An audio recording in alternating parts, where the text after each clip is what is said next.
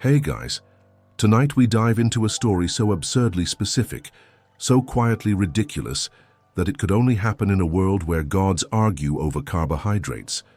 You're nestled up on a soft cloud somewhere above Mount Olympus, sandals off, and eyelids already heavier than a golden goblet of ambrosia. But just before sleep swallows you whole, a god, yes, that god, gets deeply cosmically offended by a loaf of bread, not poisoned, not moldy, just plain, offensively plain, and you, lucky sleeper, are about to drift into the middle of it. So, before you get comfortable, take a moment to like the video and subscribe, but only if you genuinely enjoy what I do here. Also, let me know in the comments where you're listening from and what time it is over there. I read them all before I drift off myself. Now, dim the lights, maybe turn on a fan for that soft background hum, and let's ease into tonight's journey together. You're floating through Olympus as the morning fog starts to burn off. The air smells like roasted olives and fresh thyme, and the clouds have that slight fizz of morning dew, like lemon soda if lemon soda were made by peacocks, and immortal steam. You hear the faint sound of a lyre echoing from a marble corridor.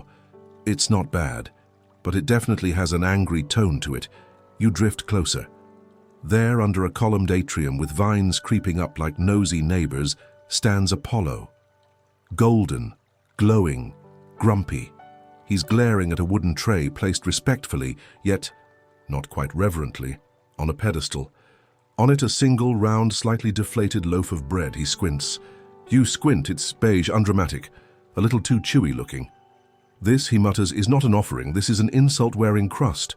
You want to suggest that maybe it's just a rustic style, or perhaps it's sourdough before. It's fashionable.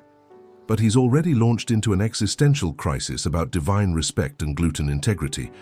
What you may not know is that bread, in ancient rituals, wasn't just a snack. It was symbolic of fertility, gratitude, sacrifice. In Egypt, priests made loaves in the shape of gods.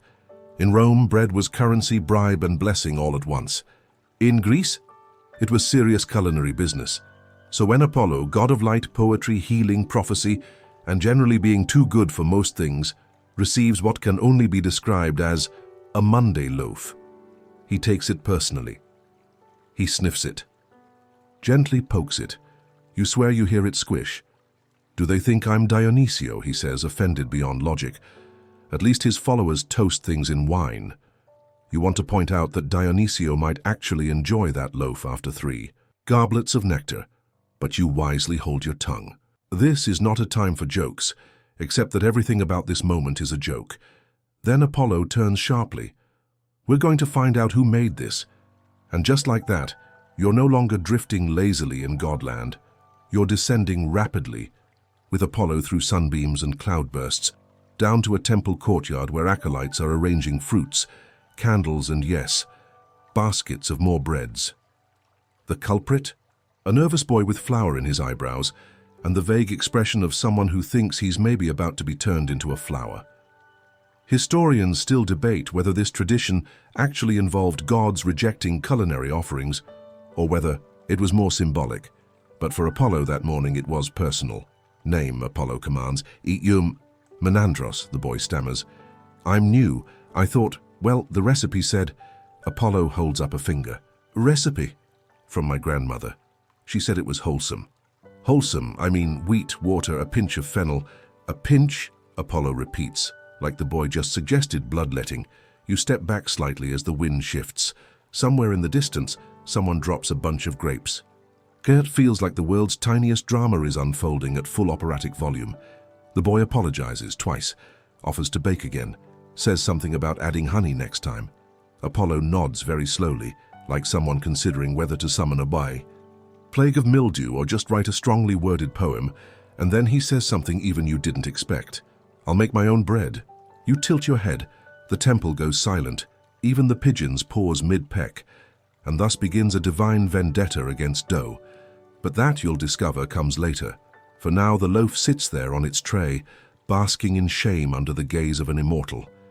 It's not burnt, it's not rotten, it's just not enough. And in this world of gods, that's the greatest insult of all.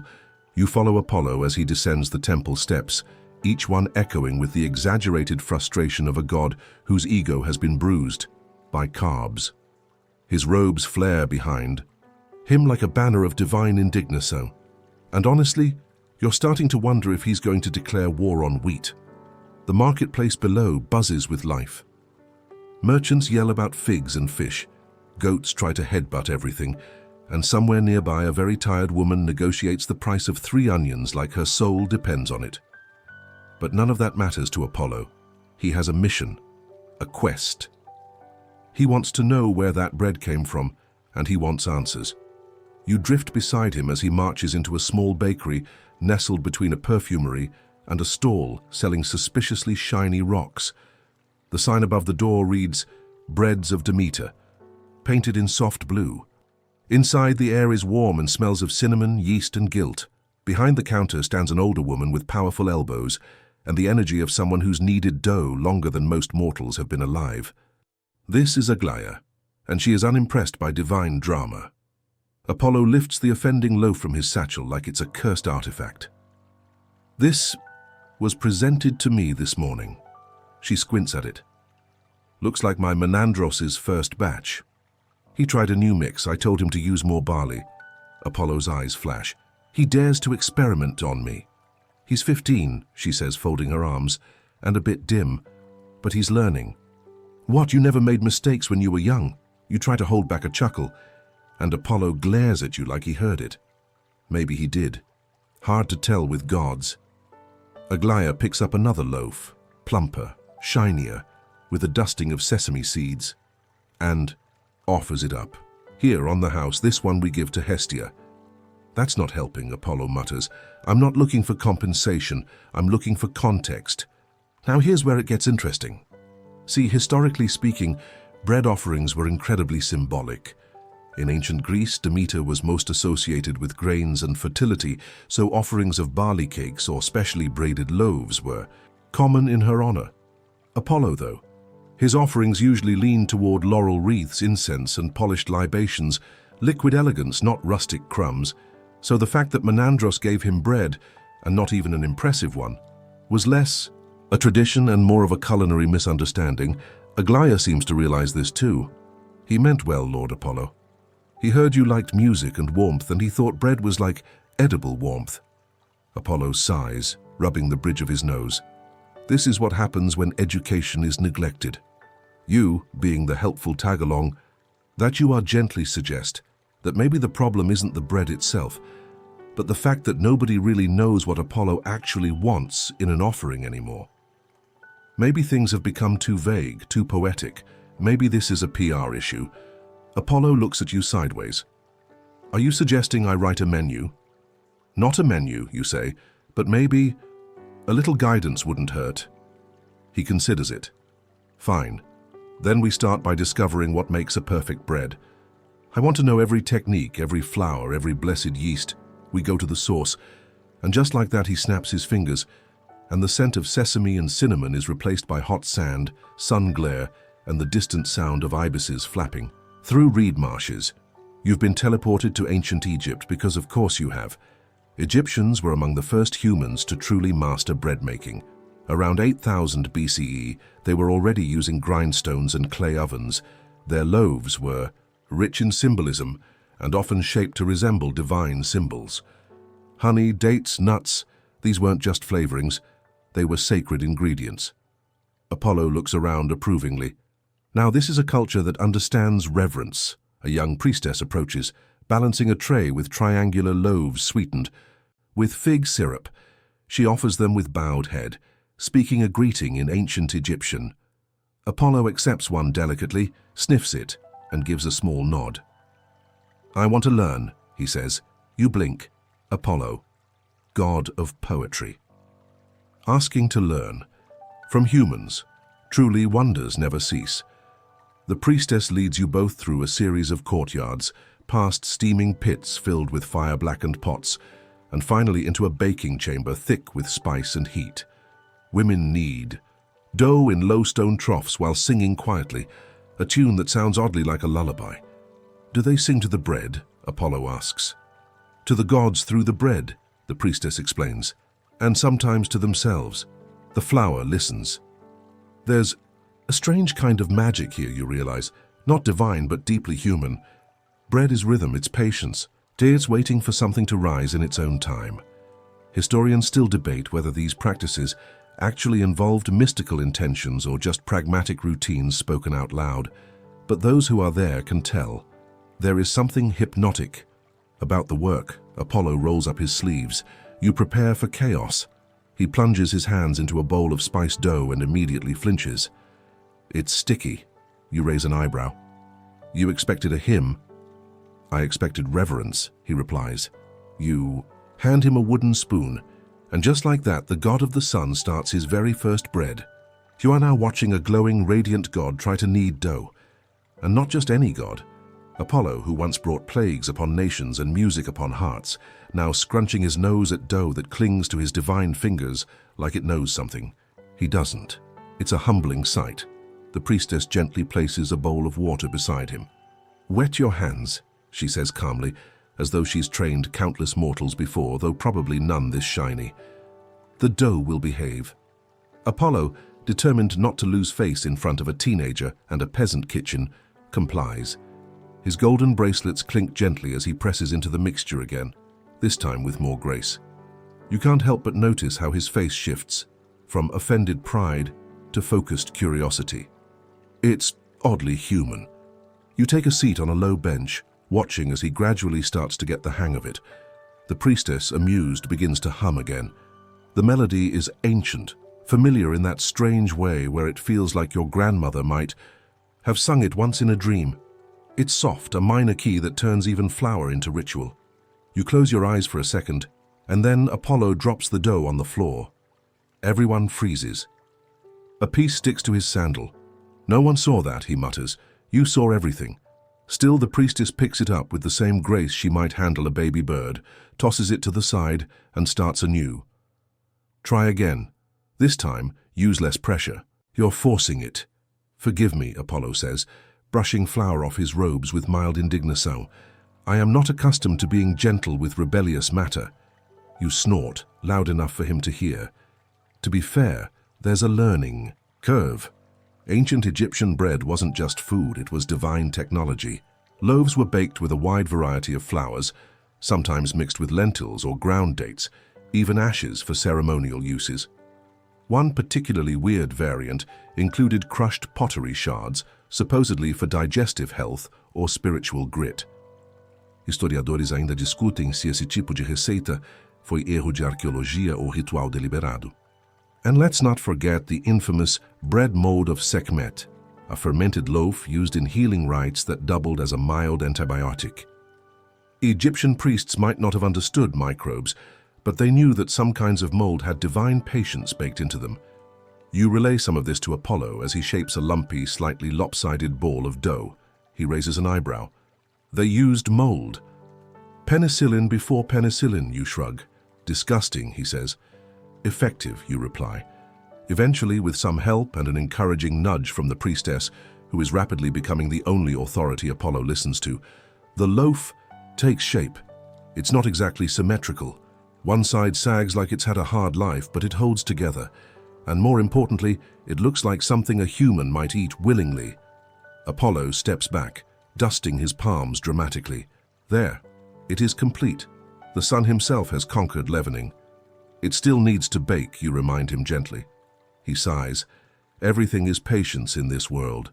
While the loaf cooks in a clay oven fueled by date palm husks, you and Apollo sit on a worn cushion in the corner. The kitchen smells amazing. Spiced air, warm grain, faint echoes of salt from nearby Nile winds. The priestess places 2 small cups of fermented barley drink in front of you. Not quite wine, not quite beer. Very cloudy, suspiciously thick. Apollo stares at his. I'm not drinking this. You stare at yours. You offended the last person who gave you something. Do you want to repeat? He takes a small sip, grimaces. It tastes like a mistake. You take one too, he's not wrong. Still, there's a strange peace in this moment. You, a mortal observer.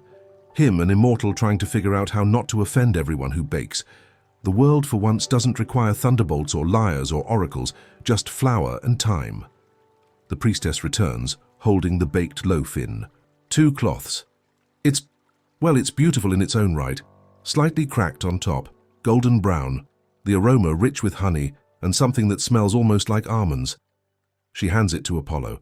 He holds it as if cradling a newborn star. Then he breaks it in half. Steam curls into the air like a ribbon. He takes a bite, slowly, thoughtfully, and then he blinks. You wait. He chews again, and then with a confused expression that borders on wonder, he says, "It's good." You almost clap. But he's still chewing, and there's dignity to preserve. So instead you just smile as the priestess nods quietly and returns to her work. Apollo turns to you a bit more serious now. "You know what this means." You raise an eyebrow. "I must return to Greece," he says, "and remind them what true bread is." You sigh. "This is going to escalate, isn't it? You're not wrong." By the time you return to Gracia, Apollo has fully transitioned from insulted deity to culinary revolutionary. He's walking faster, talking louder, and humming softly what you now recognize as that Egyptian bread-kneading melody. It's unsettlingly catchy. You land near Delphos, right? As the sun begins to slide down the mountain like melted honey. The temples glow orange, goats bleat in philosophical tones, and olive trees whisper with the kind of gossip only trees know, but there's no time to admire the view. Apollo has a plan. "A festival," he declares dramatically. "We shall hold a festival of puns," you blink. "Of its bread?" "Yes," he says, not missing a beat. "A celebration of divine carbs, and I shall judge every offering myself." You sigh. "Is this about education or vengeance?" "Education through vengeance," he replies with that dangerous twinkle gods get when they start making posters before logistics. Before you know it, scrolls are being scribbled by trembling scribes, criers are shouting in the agora, and confused, bakers from every village are being summoned to compete in the first Pan-Hellenic festival of Apollo. That's a lot of flour. You find yourself in the middle of a frantic week-long preparation. The temple courtyard is transformed into a patchwork of flour sacks, grinding stones, and makeshift ovens. People bustle in and out carrying olives, sesame, goat butter, wild thyme, dried figs, and at least one bag of what might be sand. Meanwhile, Apollo designs the judging system. "There shall be 5 categories," he says, sketching on a wax tablet. "Texture, aroma, spiritual harmony, mythological symbolism, and chewability." Chewability? You echo. Yes. Some breads are like riddles. They must unfold slowly on the tongue. Others should declare themselves immediately. There is a spectrum. You stare at him. He's serious. And that's when the sacred committee arrives. 6 other Deoses, all vaguely interested in either food or mockery, descend upon the festival preparations, like cats at a fish market. Demeter looks both proud and mildly insulted. "Bread is my thing, Apollo." Hermes offers to MC, and Dionysus shows up with a cart of wine and no shoes. The arguing begins almost immediately. Demeter insists on including ancient barley cakes with symbolic burn marks. Dionysio demands there be a dessert round, even though it's a bread festival. Hermes votes to include time trials. Fastest loaf wins something shiny. You somehow are roped in as secretary of crumb structure. The day of the festival arrives. And oh, what a scene. Long tables line the temple steps, each one covered with linen cloth and small placards describing each entry. Dawn bread, full moon offering, 3 days of weeping bread, bread of silence. No salt, no yeast, no taste. Crowds gather, murmuring respectfully. Some are just there for the samples. Others are pilgrims who heard there would be prophetic pastries. A gong sounds, Hermes hits it with a rolling pin, and the festival begins. You walk beside Apollo as he inspects each loaf like it holds the fate of nations. He sniffs, prods occasionally, lifts a slice toward the sun. He doesn't speak much, but his eyebrows say volumes. Halfway through the event, a quiet murmur spreads. The young one is here. And sure enough, Menandros, the same teenage baker who started this whole thing with his beige disaster, stands nervously near the back with a modest wooden plate and a single loaf. Apollo sees him, pauses, raises an eyebrow. Then, without a word, he walks right past him. You glance at the boy, who looks like he's just swallowed an olive pit whole, but Apollo returns a few minutes later with his own bread, the one made in Egypt, and places it beside the boy's. "This," he says to the audience, "is what happens when you learn." Gasps ripple through the crowd like spilled oil. Menandros stammers, unsure if he's being shamed or praised. You lean over and whisper, "He means it's a compliment, I think." Now here's a little historical nugget for you. While no records exist of a literal festival of pines, there were communal feasts in ancient Greece where offerings were shared among citizens and gods alike. These feasts, often tied to harvest festivals, sometimes involved competitions, though not usually with divine judges. Historians still debate whether these events were truly meritocratic or whether they simply reflected the preferences of the most influential priests. Apollo, though, he is the preference. The final round of judging ends at sunset. Loaves are stacked like architectural wonders, spirals, braids, even one shaped like a miniature temple, which collapses mid-bite. And when Apollo rises to speak, there's an unusual silence. Even the goats seem to pause. All offerings were valiant, he begins, clearly trying to be diplomatic. But one loaf reminded me not just of technique, but of intention. He lifts Menandros's bread. It was this, humble, thoughtful, slightly underbaked, but sincere. The crowd erupts in applause. The boy glows brighter than a fig tree in bloom, and Apollo, he smiles, just a little. You sit down, finally, next to a basket of leftover loaves, and exhale slowly. It's been a long, strange day, but there's something comforting about seeing a god admit that growth isn't just divine. It's learned, with flour under the nails and dough on the sandals. You reach for a piece of that temple-shaped bread, now lopsided and missing a roof, still delicious. The festival's banners are barely taken down when Apollo is hit by an idea. And by hit, you mean he suddenly freezes mid-step, squints dramatically at the horizon and whispers, "It's not enough." You, holding a basket of leftover olive bread and halfway through a very satisfying bite, groan internally. "Not enough. For what?" you ask, chewing. "For the world to understand," he says, spinning around like a theater kid with too much sunlight. "They must feel the essence of divine bread, not just taste it, not just admire it from afar. I must bake." You raise an eyebrow. "You already did bake. It went fine. The oven didn't even explode." He shakes his head. "That was a beginning, a sketch, a haiku. I require a masterpiece." "Oh no." Yes, he wants to bake the bread, the perfect loaf, the one that will forever be known across generations as Apollo's redemption crust. And more than that, he wants to do it himself. No priestess, no ancient recipe scrolls, just Apollo, a sack of flour, and the absolute refusal to be misunderstood ever again. You're both back in Delphos now, in a private courtyard behind the temple, a space where priests go to meditate and, apparently, where gods go to stage midlife, or millennial crises in carbohydrate form. Apollo spreads out ingredients like a painter prepping his canvas: goat butter from Arcadia, ash ground wheat, fennel pollen, spring water from Uma Fonte, che probabilmente canta, and a mysterious glowing egg he refuses to explain. You ask, "Should we write this down for posterity?" "No," he says, "posterity must sense it." You consider writing it down anyway. The process begins. And oh, it is theatrical, he whispers to the flour. He recites poetry as he cracks the egg. At one point, he sings into the dough. You don't have the heart to tell him that yeast isn't swayed by sonatas. While he bakes, a small audience gathers, mostly temple staff, curious birds, and one goat who keeps trying to eat the tablecloth. You all watch as the oven glows faintly from within, not just with fire, but something else. Something solar. You lean over to the high priest. "This is normal, right?" He shakes his head. "Absolutely not." Now, historically speaking, ancient Greek baking wasn't usually this dramatic. The average citizen had a simple diet: barley bread, maybe dipped in wine or olive oil. Sometimes they added cheese or herbs, but divine intervention was not part of the recipe. Bread ovens were communal, and baking was often done at night to share heat and preserve grain. Still, a few fragments of old poetry do mention golden, loaves that shine like Helios. though historians still debate whether that was literal, metaphorical, or someone trying to impress a dinner guest.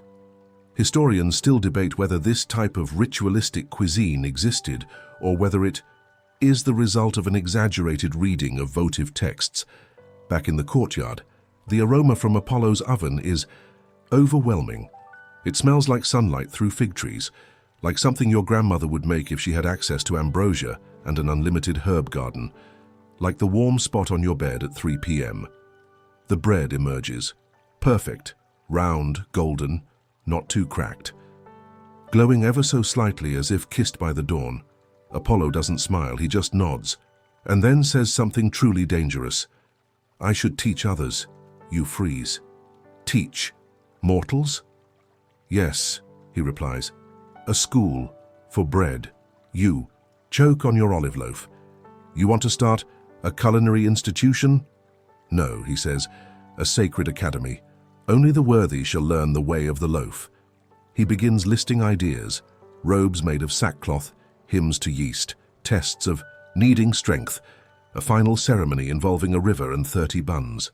You scribble notes and also start planning how you'll escape this cult before it gets weird. But for now, Apollo takes his masterpiece loaf and places it gently on a marble altar. He bows, not to himself, but to the bread. The crowd claps awkwardly. Even the goat stops chewing and lets out what might be approval. You sit back on a stone step, overwhelmed by the scent of the impossible. You were here for the insult. You stayed for the absurdity, but now somehow you feel it too, this small, strange reverence. And you realize something. He's not just baking to prove a point. He's baking to belong. You should have known that. Any sentence beginning with "I should teach others" would not end with a modest classroom and a chalkboard. No, you are currently sitting in a marble amphitheater, carved into the side of a hill, surrounded by olive groves and confused villagers, watching Apollo unveil what he calls the solar art of sacred bread. There's a logo, a hymn, possibly her dance. This, Apollo declares, standing atop a sunlit platform with arms spread wide, is not a school. It is a revelation. You lean toward a priest seated beside you and whisper, "Do we get bread at the end of this?" "No one knows," he replies. Now, here's where things begin to stretch the already fragile line between religion and culinary ambition. Apollo's academy begins with a lecture, not on baking technique, but on intention. According to him, you can't bake bread unless your soul is properly seasoned. Which sounds poetic, until you realize it involves chanting over barley for 7 minutes while staring directly at the sunrise. You watch as 15 hopeful students, all volunteers, victims, or both, stand barefoot on sun-warmed stones, each holding a bundle of ingredients. Apollo moves between them like a general inspecting his troops, adjusting posture, correcting whisk angles, and once dramatically removing a single sesame seed from someone's palm. "This is a sacred act," he murmurs. "Respect the sesame." You try not to laugh. Over the next few hours, the students knead dough in silence, while temple musicians play an endless lyre melody that repeats every 4 notes. One man begins to cry. Whether from emotion or flour in his eye is unclear. Apollo interrupts periodically with motivational metaphors. Your dough is your destiny. The crust is where the soul meets resistance. If it doesn't rise, perhaps you must. At one point, Hermes shows up, watches for 3 minutes, and then mutters, "This is what happens when you don't let people eat cake," before vanishing again. But here's the thing, it's working. Sort of. By sunset, the first batch of student loaves are lined up on a long wooden altar. They're imperfect, uneven, some slightly burned, but there's a warmth to them. The students are exhausted but glowing. One woman claims she saw the face of her grandmother in the steam rising from her loaf. Another just looks like he wants to lie down in a pile of flour and never rise again. Apollo inspects each loaf with reverence. He doesn't rank them, doesn't mock the failures. He places his hand gently over each one, eyes closed, murmuring blessings in a mixture of Greek and poetic nonsense. When he reaches the final student, a lanky boy who clearly dropped his loaf at least once, Apollo pauses. The bread is oddly shaped, lumpy, slightly underbaked. He picks it up, takes a bite, and says, "This tastes like fear, but also hope." The boy smiles, possibly cries. You are now fully immersed in what might be the first recorded bread cult.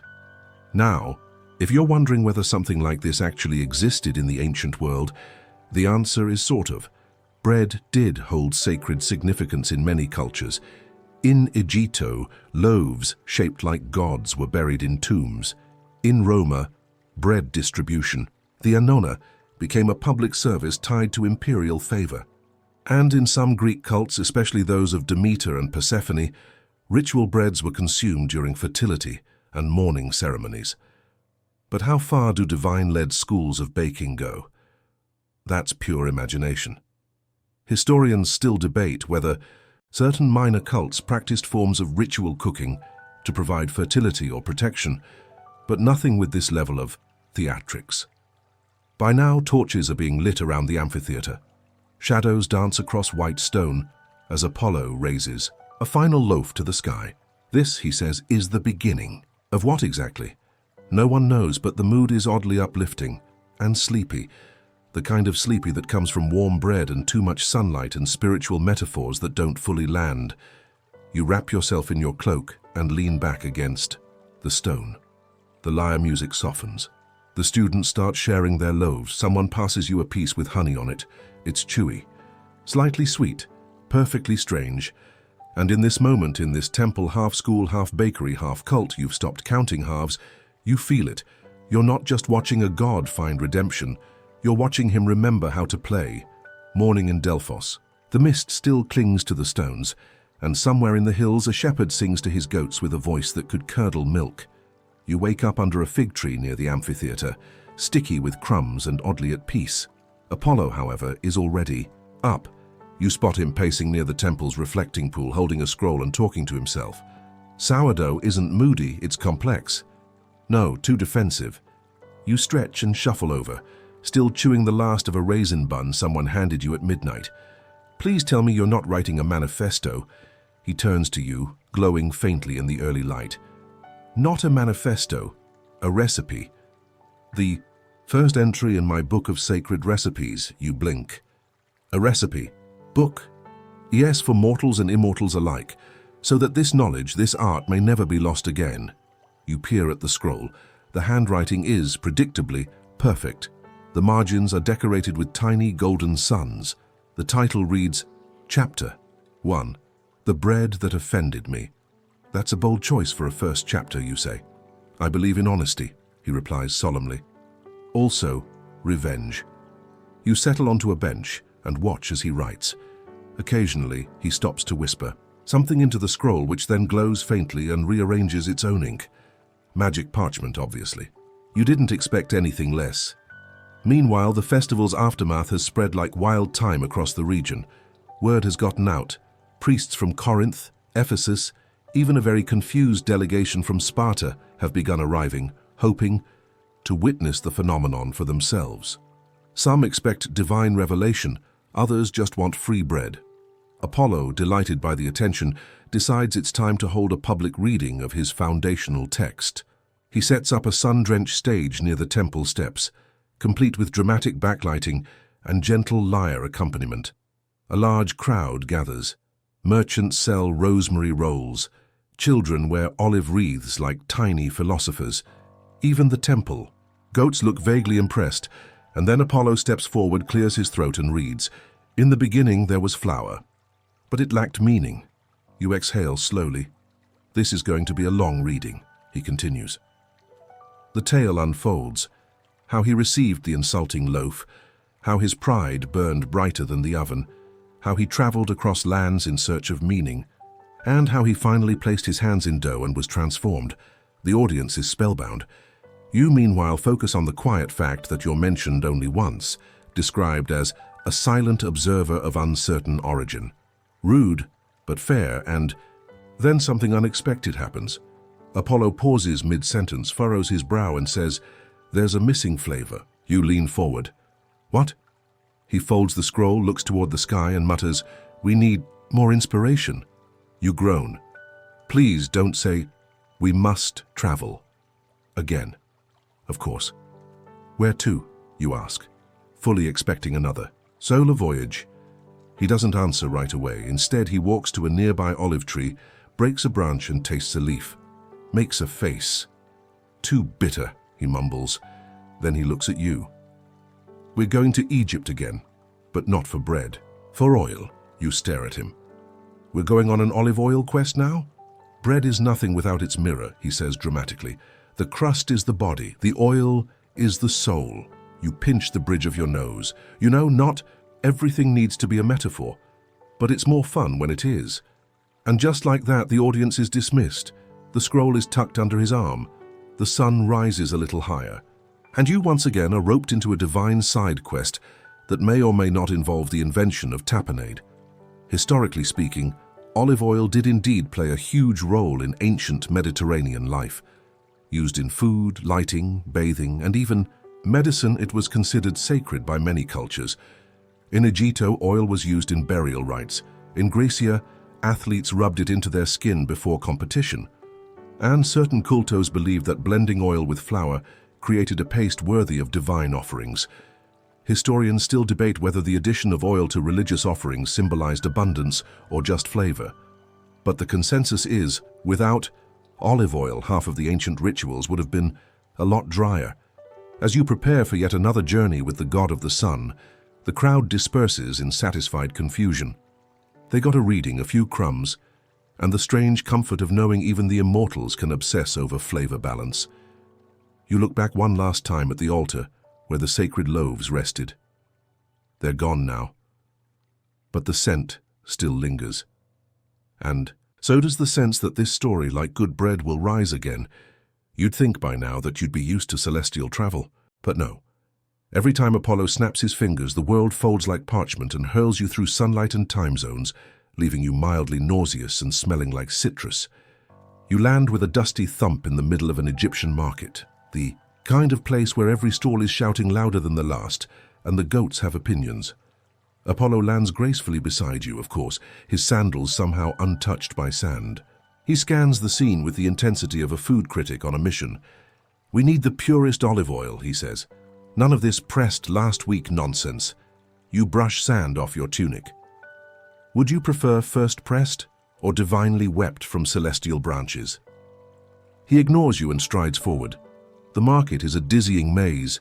Bright fabrics, clay jars, the smell of cumin and dried fish, dates piled like small pyramids, merchants gesturing with olive-stained fingers. There's a man selling what he insists is goose oil, which you suspect is just melted disappointment. But then Apollo stops, in front of an elderly woman seated on a woven mat. She says nothing, just holds up a small ceramic jar sealed with wax and wrapped in papyrus. Her eyes, cloudy with age, glint with something that feels knowing. Apollo kneels. The market quiets slightly, as if the sun itself paused to listen. He takes the jar, unseals it, dips a finger, tastes and smiles. "This," he says, "is it." The woman nods once and goes back to polishing lentils. You ask, "How can you tell?" He tilts the jar toward you. "It tastes like olives, yes, but also like memory. Like warmth after rain. Like the end of a long journey you didn't know you were taking. You taste it. It's smooth, grassy, slightly peppery, but also strangely emotional, like a flavor that knows where you've been." Now, olive oil in ancient Egitto wasn't just for cooking.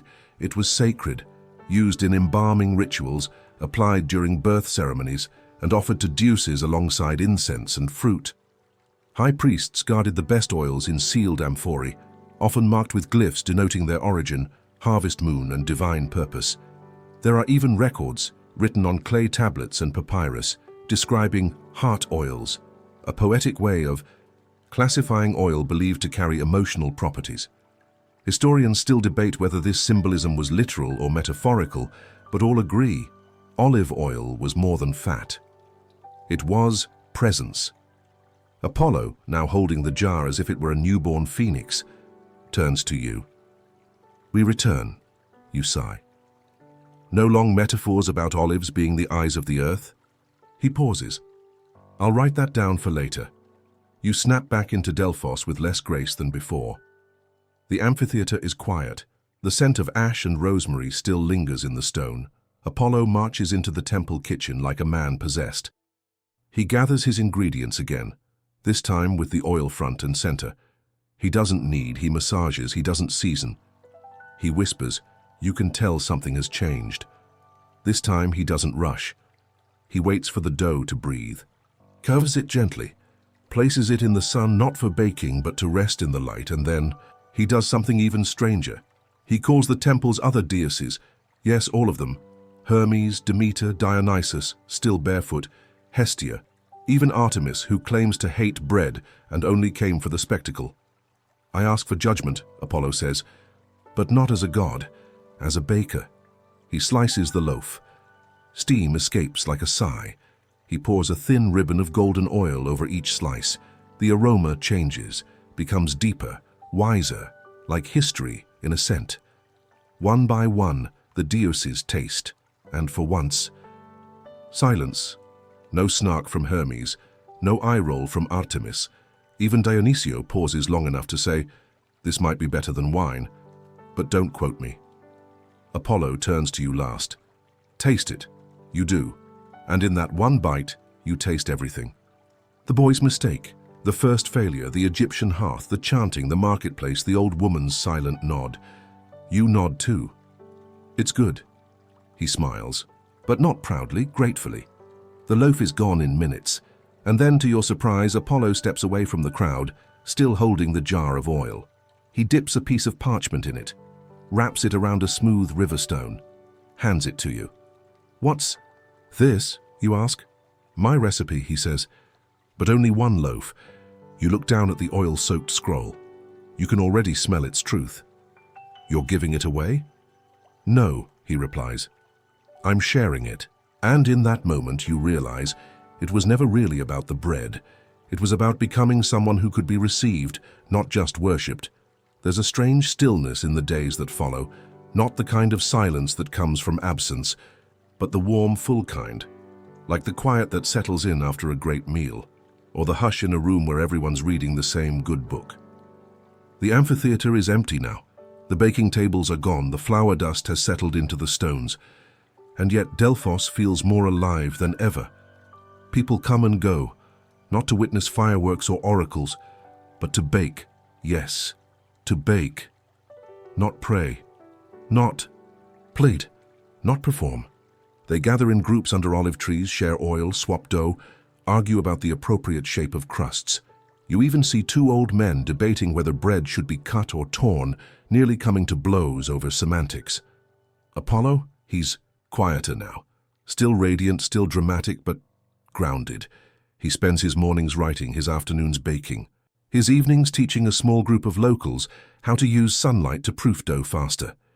One woman swears her loaf now hums softly when it rises. You're not sure she's wrong. Today you find him in the shade behind the temple, seated on a flat stone with his feet in a shallow stream. He's humming, no lyre, no fanfare, just a soft tune that sounds suspiciously like a lullaby made of breadcrumbs and old stories. He gestures for you to sit. You do. For a while, neither of you speaks. And then he says, "You know the boy? Menandros." He nods. "He's baking now. For others. Not for me." "That's good," you say. "It means he's healed." Apollo looks up at the branches above, where sunlight flickers like lazy goldfish in a green pond. "It means I'm healed." You tilt your head. "From the bread?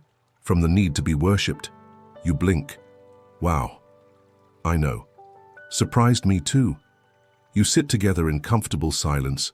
Eventually he pulls out his now well-worn scroll and writes another line. This time you peek. It reads, Chapter 9, When Oil Taught the Sun to Wait. You smile. Later that day, something odd happens. A courier arrives from a village you've never heard of, carrying a misshapen package and a scroll. The message reads, "For Lord Apollo, my offering, I tried something new." It's signed Menandros. Apollo opens it carefully. Inside is a loaf, rough, uneven, made with black olives and something that might be goat cheese, but it's bold. It smells wild, untamed. Apollo stares at it for a long time, and then very gently he breaks it in half. He chews. He laughs. It tastes like someone who isn't afraid anymore. You take a bite too. It's chewy, salty, imperfect. It's perfect. You think back to the very first loaf, the one that began all of this, the one Apollo felt insulted by, the one he never even tasted. And now here he is, tasting something 10 times more chaotic and smiling. You wonder, maybe the bread wasn't the problem. Maybe the hunger was. Historically, some scholars believe that bread was not merely a symbol of sustento in the ancient world. It was a stand-in for connection. The sharing of bread signaled peace, hospitality, even alliance. To eat what someone else baked was to trust them, to absorb their effort, their time, their soul. Historians still debate whether this concept of communion originated out of necessity or spirituality, but no one denies its power. When two people share a loaf of bread, they share the world. Apollo finishes his half. You wrap up the rest in a cloth and tuck it into your satchel. A memory to carry. That night, by torchlight, Apollo performs no miracles, no sunbeams, no music, just him, a mixing bowl, and 6 students forming dough with sleepy hands.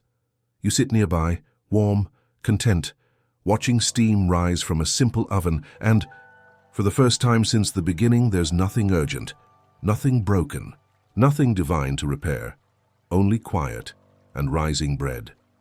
The next morning begins like most others, the low coo of doves perched on the temple roof, the scent of wild thyme in the air, and Apollo somewhere nearby, overcomplicating breakfast. You find him barefoot, standing in a grove of fig trees surrounded by several ceramic bowls. What are you doing, you ask, blinking sleep from your eyes. He holds up a spoon dramatically. Testing hydration levels. For bread, for life, he says, as if the answer were obvious. You sit on a low stone and watch him mix water into different doughs at varying ratios. He's labeled each batch with stylized sun glyphs. You suspect one of them might explode. This one, he says, pointing to a particularly sticky blob, represents emotional vulnerability, soft, yielding, but unstable. You stare at it. It looks like it wants to eat the bowl. Exactly, he nods. Apollo has entered what you'd call a philosophical baking phase.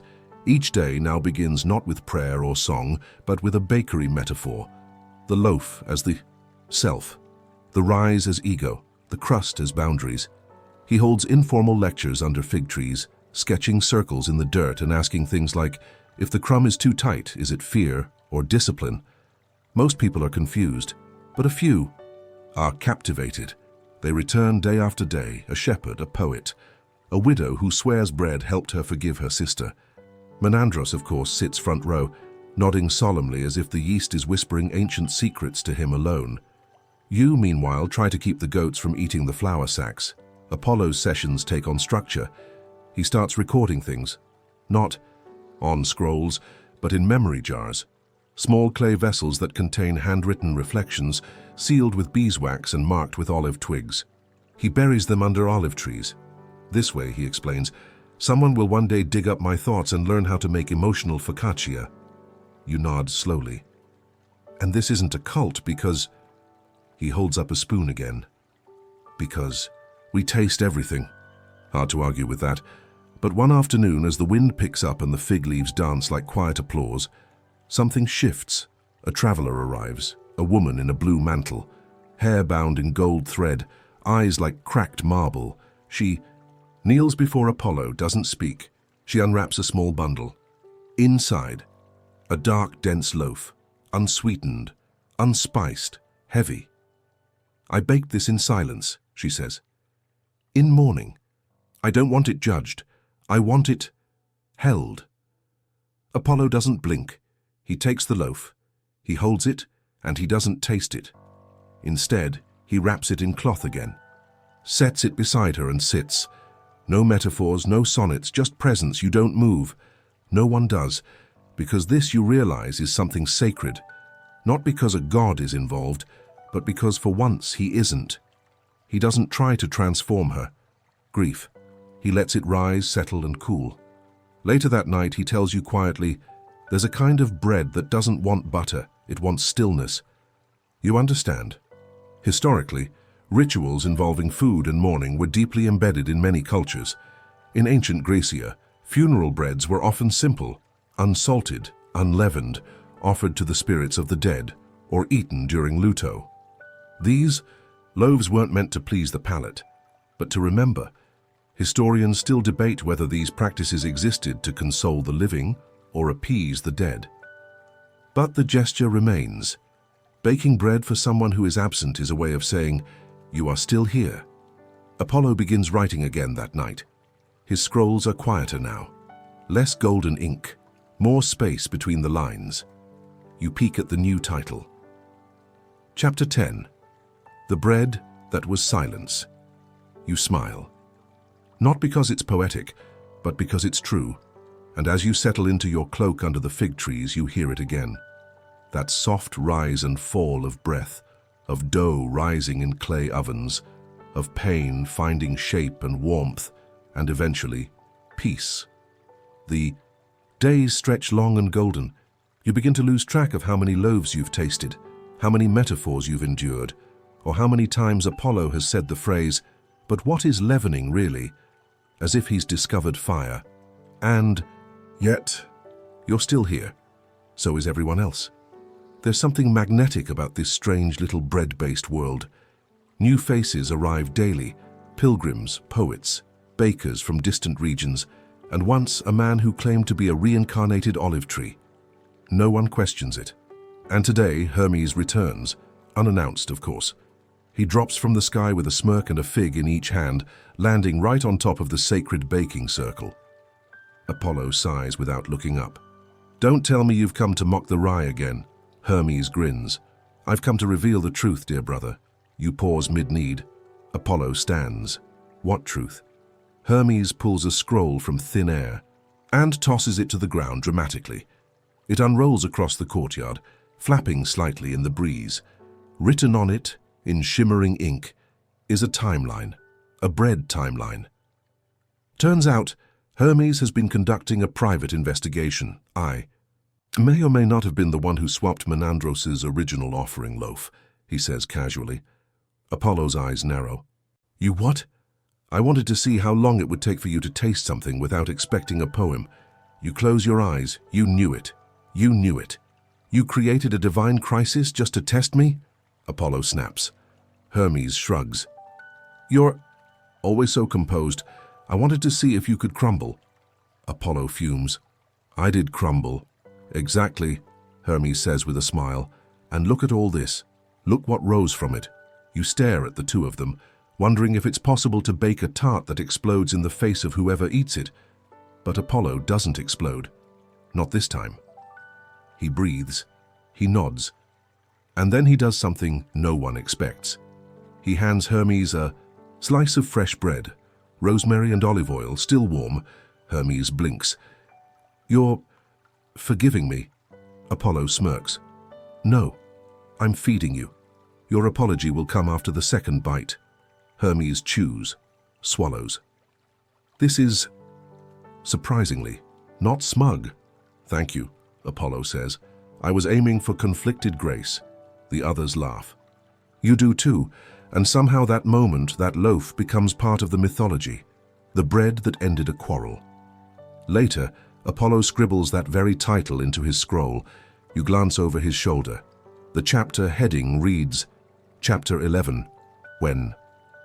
Hermes messed with the recipe. Historically, disputes between deities were rarely gentle. Myths often describe catastrophic outcomes, storms, curses, transformations into animals. But occasionally, there are stories of reconciliation, quiet, unceremonious, often involving food or drink shared at dusk. Historians still debate whether these legends reflect politics among priests or true beliefs in the humanity of the gods. But the gesture of sharing something made by hand has always been there. That night, the firelight dances across the courtyard. Hermes is reluctantly helping shape dough. He's terrible at it, keeps trying to turn every loaf into a winged shoe. Apollo pretends not to notice. And you finally take a moment to rest. You sit beneath a tree, a blanket around your shoulders, a small loaf cooling beside you. The stars are just beginning to appear. The air is soft, carrying the scent of baked grain and crushed olives. You realize something. You're no longer just an observer. You've become part of this strange, flower-dusted constellation, and somewhere between, the silence of grief and the laughter of forgiveness, the lesson has settled in. Even gods need to be fed. You help lay the first stone. It's flat and warm and still smells faintly of rosemary. You set it down in the rain, and as you do, you think of every loaf that brought you here, every word, every silence, and of that first loaf, the one nobody wanted, the one everyone misunderstood, the one that made everything possible. Apollo carves the dedication himself, for the bread that taught us to begin. Then at twilight he hands you the last scroll. It's heavier than the others, thicker. Its wax seal bears not the image of the sun, but of a single round loaf. You read the title, Chapter 14, The Day It Rained and No One Cared. You smile, because it's true. Historically, rain was often seen as a divine gift or warning. Some temples closed during storms, while others saw it as a sign to cleanse, to renew. But few rituals embraced it, let it in. Historians still debate whether the gods actually controlled the weather or merely reacted to it. But on that day, under warm rain and the smell of burnt bread, no one expected perfection, just presence. You sit by the new oven that night, surrounded by wet tunics, warm hands, and crumbs in your lap. Apollo sits beside you. He says nothing, and, for the first time, that silence doesn't feel like absence. It feels like bread rising in a world that's finally ready to receive it. So now, as you lie there, eyes heavy, breath slow, body warm, let the story fade gently into the corners of your mind. Let the flour settle. Let the dough rest. Let the last bit of heat from the oven fill the quiet spaces in your chest where worry used to sit. There is no lesson to hold on to, no great truth to decode, only this. Even gods can be wrong. Even mistakes can rise, and sometimes the most sacred things are the simplest. So breathe in and out. Feel the softness of your blanket, the quiet hum of the night, and the gentle rhythm of a loaf cooling in a temple that only exists behind your closed eyes. You are safe here. You are held. And somewhere, in a world not so far away, there's still a bit of warm bread waiting for you.